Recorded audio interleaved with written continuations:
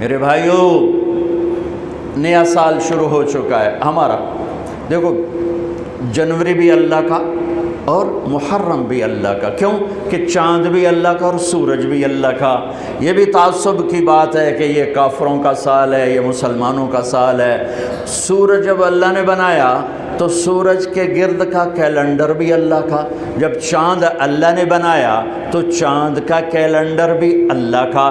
جب سورج اللہ کا ہے اور چاند اللہ کا ہے تو یہ سال ہو یا وہ سال ہو، دونوں ہی اللہ کے ہیں۔ تقسیم ہے، اللہ نے اپنے محبوب کی امت کو چاند کے گرد گھمایا اور باقیوں کو سورج کے گرد گھمایا، لِتَعْلَمُوا عَدَدَ السِّنِينَ وَالْحِسَابَ، تاکہ تم سال اور مہینوں کا حساب کر سکو۔ چاند کی گرد ہمیں کیوں گھمایا؟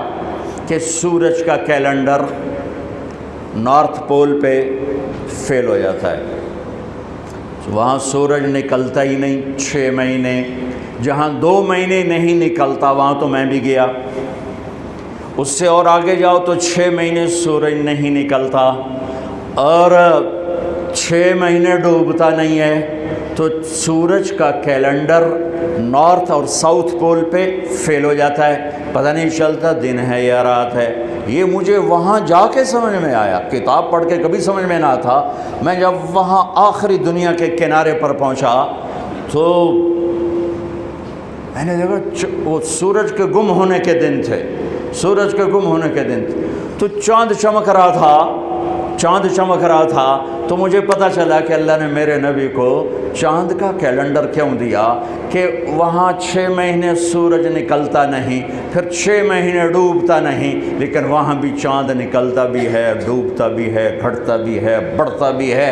وہاں اگر کوئی مسلمان رہتا ہے تو چاند کو دیکھ کر اپنا نظام صلاۃ بنا سکتا ہے، روزے کا بنا سکتا ہے، نماز کا بنا سکتا ہے، سورج سے نہیں بن سکتا۔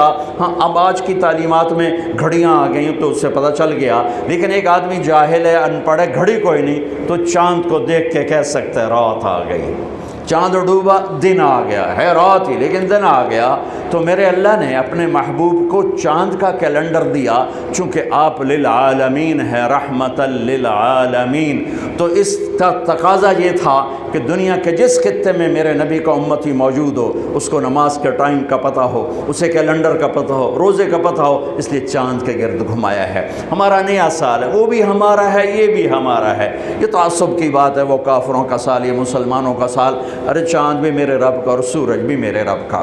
ہاں، ہمارا کیلنڈر اللہ نے اس لیے گھمایا جو میں نے آپ کو وجہ بتا دی ہے، لیکن اس میں اللہ نے ایک ایسا واقعہ،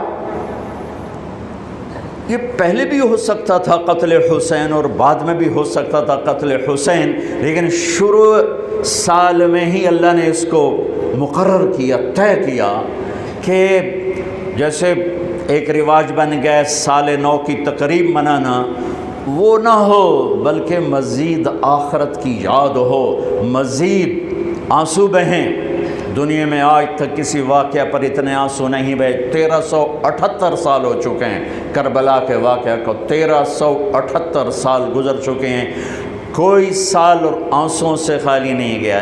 دنیا میں کوئی ایسا واقعہ نہیں ہے جس پر اتنے آنسو گرے ہوں اور گرائے گئے ہوں اور گرتے ہی جا رہے ہوں اور گرتے ہی رہیں گے جب تک اسلام باقی ہے اور جب تک مسلمان باقی ہے۔